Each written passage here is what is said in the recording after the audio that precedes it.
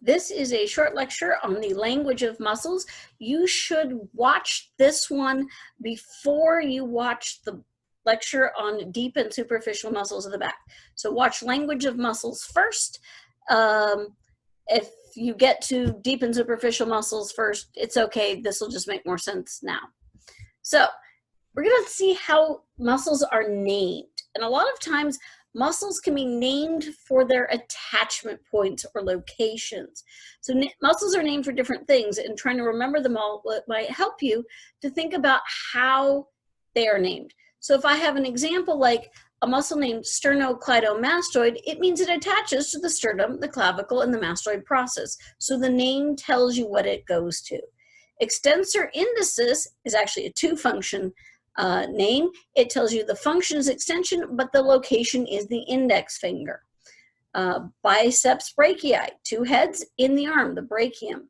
Latissimus dorsi means lateral on the back. So the name can be based on the attachment points and location. Remember that we also have a biceps femoris, which is in the thigh or femoral region. We also have names based on shape. Think about the deltoid. The deltoid is a triangular muscle that is like an upside down triangle, which is an upside down delta, which is where it gets its name. Trapezius is named like a trapezoid, so it makes this kind of kite shape. So that's trapezius. A rhomboid is shaped like this. And so these muscles can be named on based on shape. If you have a muscle named teres, that means round. There's different names across it. So if you think about how the name might be relative to the way it looks. Names are also based on fibers, direction. For example, if you have a muscle named the obliques, the fibers are at an angle. If a muscle is named rectus, it means the fibers go anterior superior or up and down, because rectus means erect. So you might have rectus femoris, up and down the femur. So there you get a name that means both up and down as well as location, rectus femoris. Sometimes names are based on the number of heads. Biceps is 2, triceps is 3, quadriceps is 4. That should probably make sense, but we do have muscles that have each of those. Sometimes we have names based on the action of the muscle. For instance, erector spinae, it holds the spine erect. Flexor digitorum flexes the fingers. Levator scapulae elevates the scapula. So a lot of times the action, we get flexors, extensors, supinators, pronators.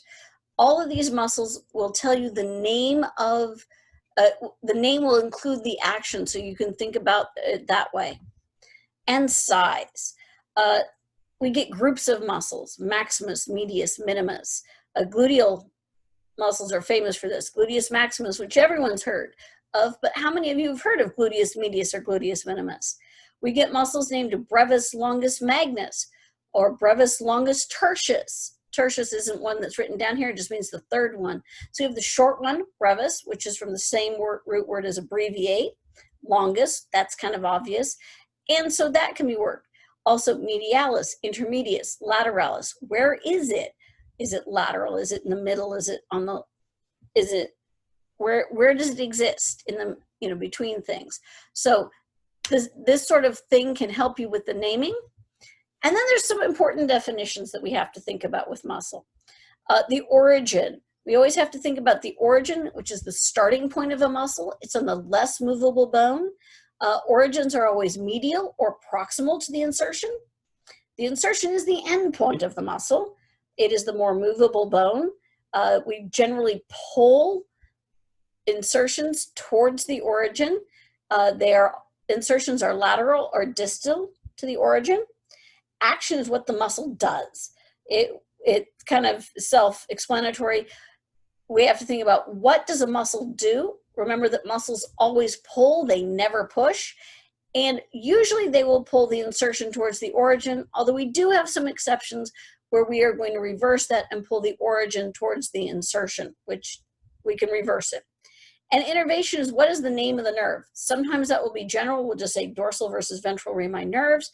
Sometimes we will say very specifically, it's the femoral nerve. It's the brachial nerve. So we have to be very specific sometimes. Some additional definitions, we have something called a synergist. A synergist, it means that two muscles have the same action. They work together. Very few actions that the body does is actually only one muscle. For instance, if you're going to do a pull-up, you want both biceps brachii and brachialis to work to flex the elbow to help you do that pull-up. Versus antagonists are two muscles that work opposite to each other. You've heard the expression equal and opposite reactions. So if one muscle does a flexion, the other muscle does an extension. We have abductors, abductors, and we have adductors, adduction. So we have muscles that work opposite. There are cases where muscle pairs can be synergists on one movement, but antagonists on another. An example is in the leg. We have a muscle pair named tibialis anterior and tibialis posterior. They are synergists on inversion of the foot, but they are antagonists on dorsiflexion versus plantar flexion. We will go over all of those as we go over the muscles, but you needed the definitions.